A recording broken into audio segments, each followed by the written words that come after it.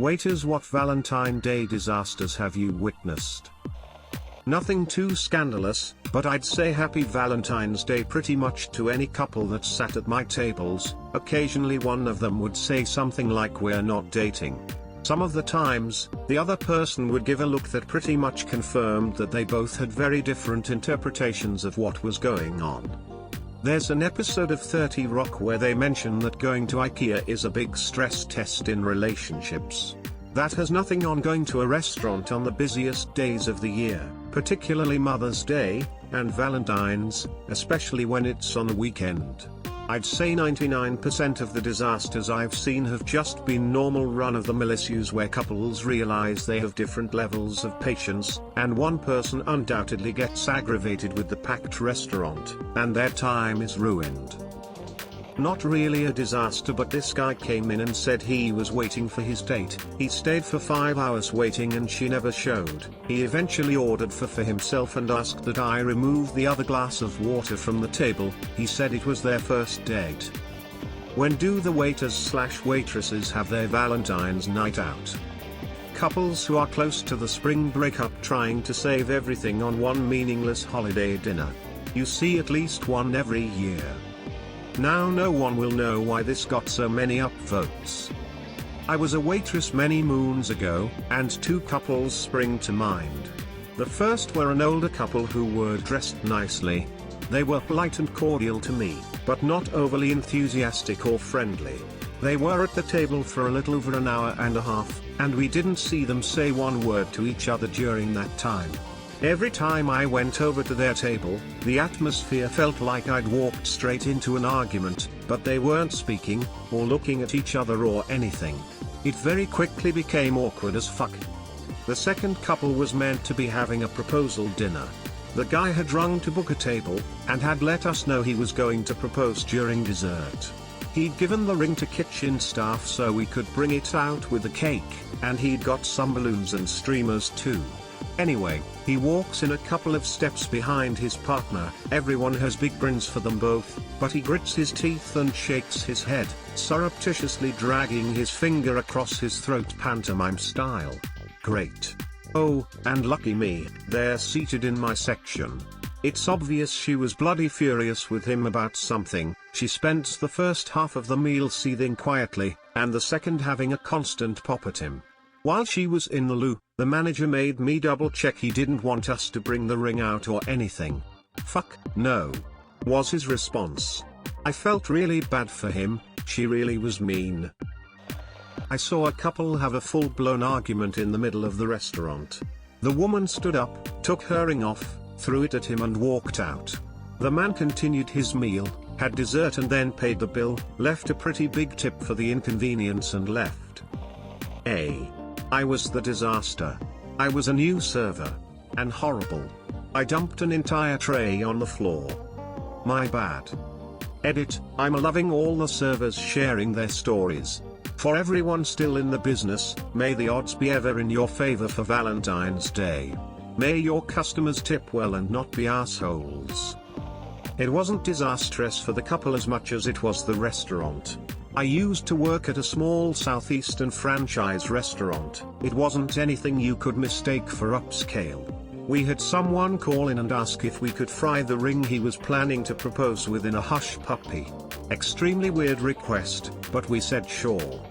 They come in to eat with their families, she gets her order of hush puppies, doesn't choke on the ring and seems excited enough. Stayed at the table for about 2 hours total and chatted. They dined and dashed. Edit, had no idea there would be a ton of confusion over what a hush puppy was. In America, or at least the South, a hush puppy is a fried ball of cornmeal. I promise it tastes better than what it sounds like. Also, for all those asking, it was a place called the Shrimp Basket. It's a pretty small franchise. Sorry to break the hearts of all those that were guessing Waffle House or Captain D's. I made a reservation last week. Spiel which ended up making him look bad when I responded with we've been booked for 3 months. I don't think it was as bad as my Easter brunch story. Woman calls us a week before Easter wanting to confirm her reservation for the patio. We are in a hotel and open up our ballrooms for the big holidays and do everything in rounds. I told her we didn't allow for anything outdoors because of that reason. She responded with, well, your manager said we could and it's 15 people. So I asked her which one, of course no name, and finally say, do you mean Mia? Who was the director of F&B?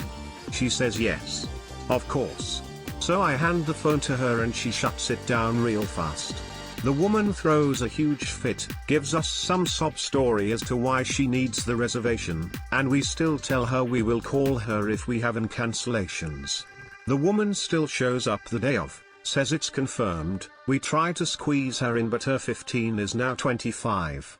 We make room because we had a cancellation, but because everything is sat in rounds she only has an hour to get in and out.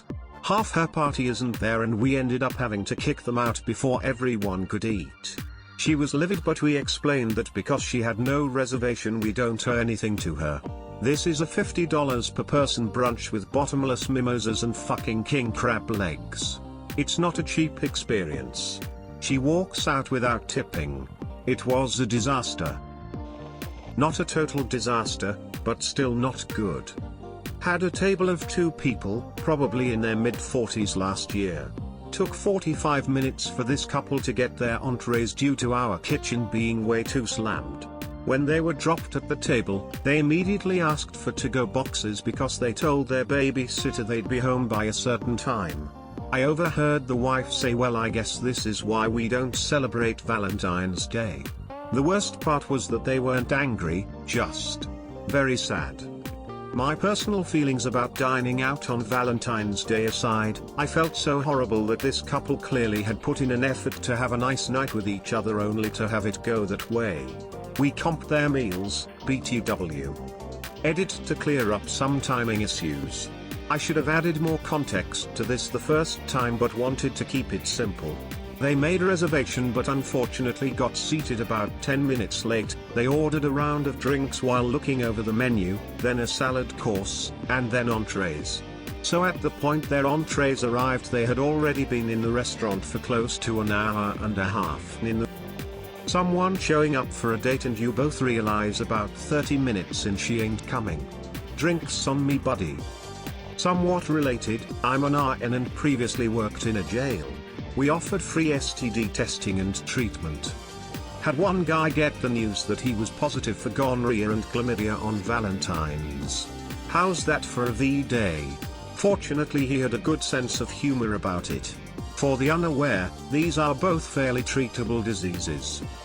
I worked at a sports bar. Every couple there on Valentine's Day was a divorce waiting to happen.